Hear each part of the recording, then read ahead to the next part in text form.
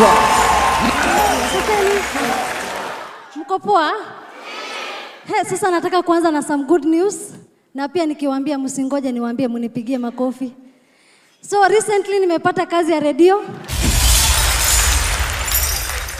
So nilipata kazi ya radio na najua mnajiuliza kwa nini hamjawahi nisikia. Ni radio ya Kisomali. Sasa unajua lugha yetu by the hapo naongeanga fluent Kisomali na lugha yetu inakuwa romantic sana. Inakuwa romantic sana. Ndio hao wako hapa leo. Sasa nyinyi sijui leo kwa nini mnaonanga sisi tukiongea lugha yetu ni kama tunataka kupigana. Kama juzi tu nilikuwa napiga story na mabeste zangu, tumekaa mahali, madhangu akanipigia. So mimi nikaanza kuongea Kisomali na mama yangu.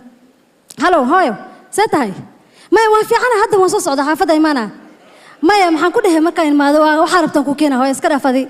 Ha jibsan ku keenaa. Okay, wax walba ku keenaa. Maya iska dhaaf. Ana ku keenaa waxa rabto.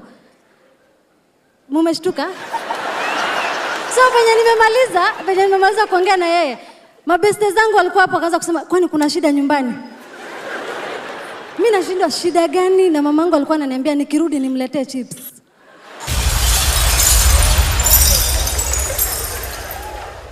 Sasa hiyo kazi ya radio naongeanga Kisomali fluent hapo. Sasa hapo ndo nilikuja kujua kumbe baba yangu si ati yako anapenda nikifanya kazi ya comedy hapa Churchill. Ni venye yako anaelewa hizi jokes za Kiswahili. So hiyo siku ya kwanza, show ya kwanza kabisa alinipigia simu kama amefurahi yake yote. Hello Nasra, wallahi wewe amefurahisha mimi. Mimi alikuwa anajua wewe ndiye atakulia hii talent yetu.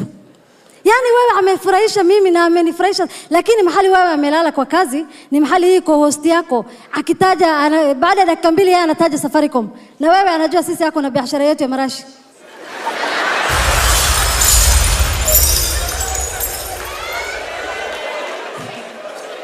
Yaani wewe unataka nani asupport biashara ya baba yako? Yeye akitaja Safaricom pia wewe anafanya nini? Anataja biashara ya marashi ya baba yako. Yaani ilifika mahali sasa unajua sisi tunakuanga na shida ya kupronounce P na B. Ilifika mahali anaendelea kuniambia mwenye tulikuwa naye akashindwa sasa baba yangu ananiambia nini? Sasa akaanza kuniambia sasa hii marashi Nasra ukitaka kuuza marashi vizuri kabla hajauza jibake.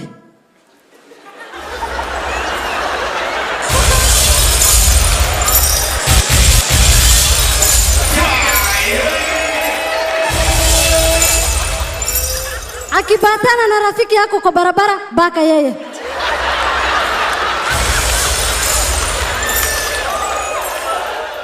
Hata ukienda Jajil show kibata Jajil backstage baka yeye.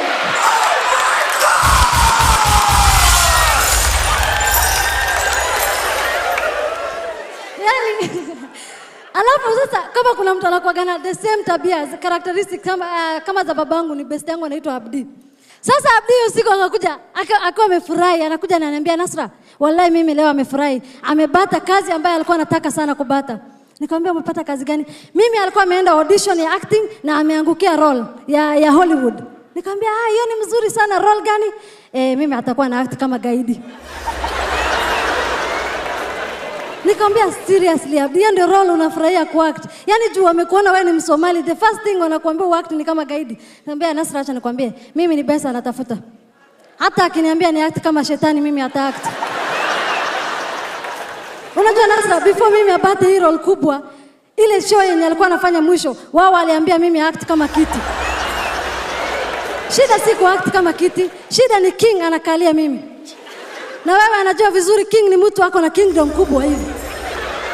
Sasa shida hata si king kukuwa na kingdom kubwa, shida ni king akikaa anajiwachilia anakuwa comfortable.